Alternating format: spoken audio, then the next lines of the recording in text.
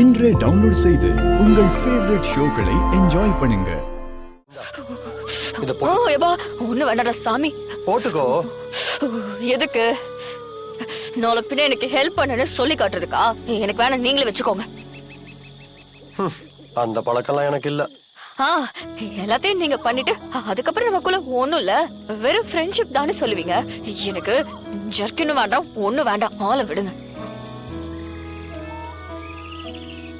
நான் எப்பவும் அப்படிதான் சொல்லுவேன். ஆனா இப்ப நீ என்ன நம்பி வந்திருக்க. உன்னை பத்திரமா கொண்டு போய் சேர்க்க வேண்டியது என்னோட பொறுப்பு. சனாமா வர உன்னை உயிர்னு சொல்லியிருக்காங்க. அவங்க உயிரை காப்பாத்தணும்ல, அவங்களுக்காக போட்டுக்கோ.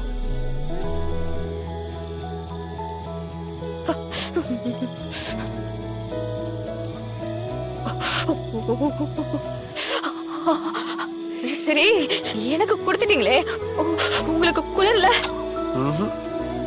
எனக்கு பழகிருச்சு.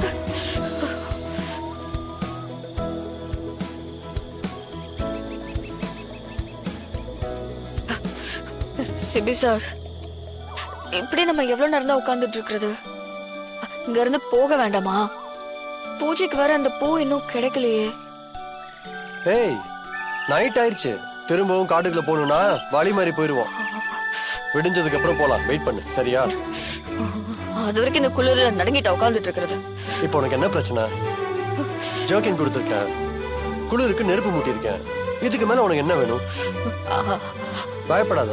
அப்படி ஒரு வேளை சிங்கம் புலி கரடின்னு வந்துச்சுன்னா சமாளிச்சுக்கலாம். அப்ப பசிக்கு என்ன பண்றது? பசிக்குது, எனக்கு ரொம்ப பசிக்குது. நான் மதியம் கூட சாப்பிடல. ஃபங்க்ஷன் முடிஞ்சதும் ரெசார்ட்டுக்கு போய் சாப்பிட்டுக்கலாம்னு இருந்தேன். என்னமோ நான் தான் உன காட்டுக்குள்ள கூட்டிட்டு வந்து புதகுலியில தள்ளி விட்ட மாதிரி பேசிட்டு இருக்க. நான் தனியா வரேன்னு தானே சொன்னேன். நீ தானே ஆசைப்பட்டு பின்னாடியே வந்த.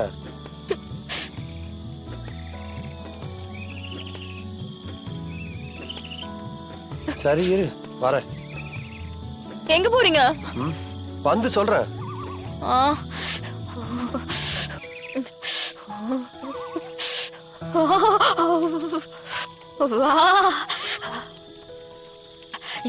என்னது இது?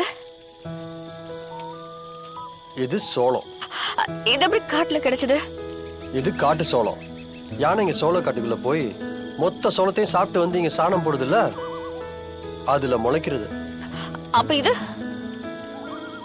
இது காடை முட்டை.